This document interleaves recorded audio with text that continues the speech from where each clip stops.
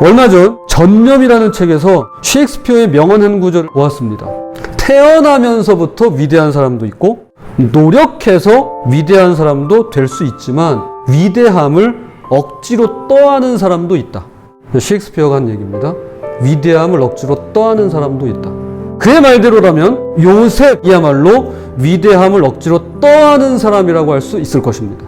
요셉에게는 13년간을 노예와 죄수로 지내야만 할 정당한 명분도 합당한 이유도 전혀 없었습니다. 그저 배다른 10명의 형들 눈 밖에 났다는 것이 유일한 이유라면 이유일 것입니다. 또한 그가 13년간 노예와 죄수로 지내는 동안은 삶의 목표도 인생의 계획도 자아 실현을 위한 뚜렷한 목적도 전혀 없습니다. 있을 수가 없죠. 다만 바라는 게 있다면 감옥에서 시중들었던 고위 공직자를 통해 내 결백함이 증명되고 하루라도 빨리 이 감옥에서 풀려나는 것이었을 것입니다. 요셉이 왜 힘들지 않았을까요? 왜 괴롭지 않았겠습니까? 왜 죽고 싶은 마음이 들지 않았겠습니까? 왜 탈출하고 싶지 않았을까요? 그럼에도 불구하고 그는요, 하루하루를 건실하게 건강하게 보내며 다만 맡겨진 소임에 정성을 다하고 정직하게 살아갈 뿐이었습니다.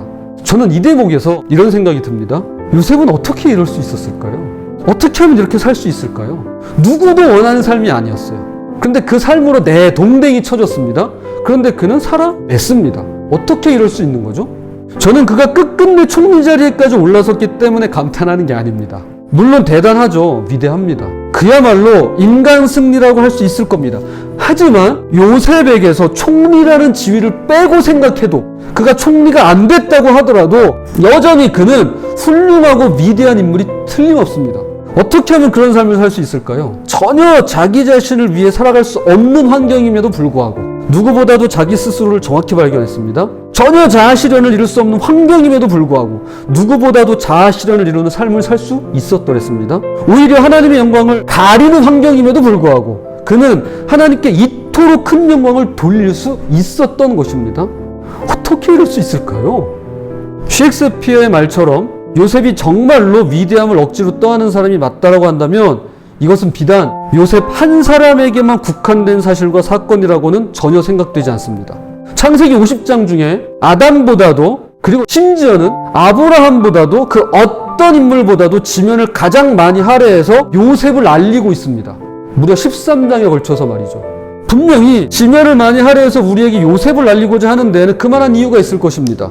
이런 비범한 사람이 있으니 너희들은 그저 우러러보기나 해 라던가 고생 끝에 낙이 온다고 너희들도 하나님 잘 믿으면 누구나 총리 자리에 오를 수 있어 라고는 생각되지 않습니다. 왜냐하면 우리가 하나님을 아무리 잘 믿어도요 모두가 다 총리가 되는 건 아닙니다.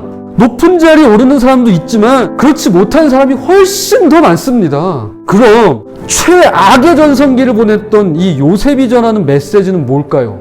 여러 가지가 있겠지만 하나님의 자녀라면 어느 누구라도 셰익스피어의 말처럼 위대함을 억지로 떠안은 사람으로 초대받았다라고 말씀드리고 싶습니다.